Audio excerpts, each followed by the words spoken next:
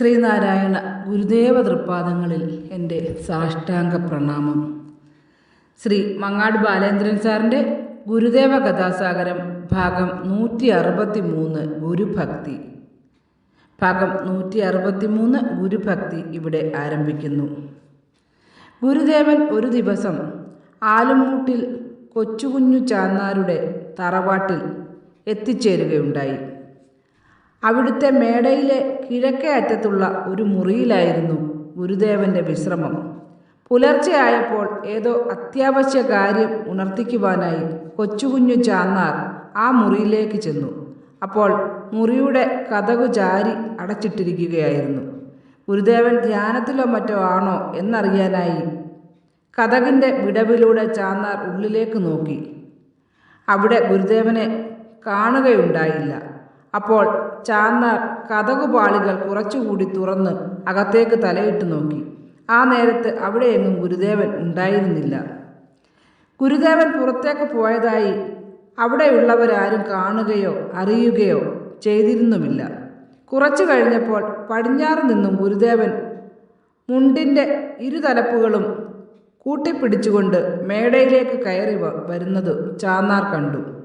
നേരം പുലരുന്നതിനും വളരെ മുമ്പുള്ള ആ സമയത്ത് ഗുരുദേവൻ എവിടേക്കാണ് പോയതെന്ന് ആർക്കും അറിയുമായിരുന്നില്ല. അതറിയുവാനുള്ള വലിയൊരാകാംക്ഷ കൊച്ചുകുഞ്ഞു ചാന്നാർക്കുണ്ടായി. അതിനാൽ ഗുരുദേവൻ ആലുംമൂട്ടിൽ നിന്നും മടങ്ങിപ്പോയതിനു ശേഷം ചാന്നാർ ചില അന്വേഷണങ്ങൾ നടത്തി നോക്കി. ആലുംമൂട്ടിൽ ഭവനം നിൽക്കുന്ന പ്രദേശത്തിനടുത്തായി ചിങ്ങോലിയിൽ ഒരു വലിയ ഗുരുഭക്തനുണ്ടായിരുന്നു.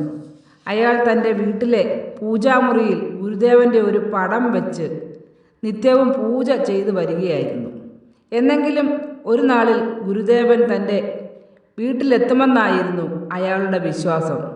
അങ്ങനെ ശുഭപ്രതീക്ഷയോടെ കാത്തുകാത്തിരുന്ന അയാളുടെ ഭവനത്തിലേക്കാണ് അന്ന് വെളുപ്പിനെ ആരുമറിയാതെ എഴുന്നേറ്റ് ഗുരുദേവൻ പോയിരുന്നത്. പിന്നീട് അയാൾ തന്നെയാണ് ആ വിവരം ചാന്നാരോട് അത്ഭുതത്തോടെ പറഞ്ഞത്.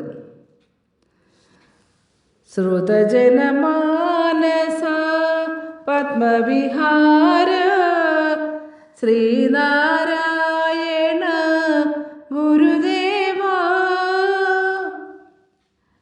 ശിരസു നമിച്ചു ഞാൻ തൊഴുന്നേൻ പാവന ശിവഗിരി ചൂടിയ പാദങ്ങൾ, ശിവഗിരി ചൂടിയ പാദങ്ങൾ. ശ്രീ മങ്ങാട് ബാലേന്ദ്രൻ സാറിൻ്റെ ഗുരുദേവ കഥാസാഗരം ഭാഗം 163 ഗുരുഭക്തി ഇവിടെ അവസാനിച്ചിരിക്കുന്നു. ഇതിൽ വന്നിട്ടുള്ള തെറ്റുകുറ്റങ്ങൾ സദയം ക്ഷമിക്കണമെന്ന് ഗുരുദേവനാമത്തിൽ അറിയിക്കുന്നു.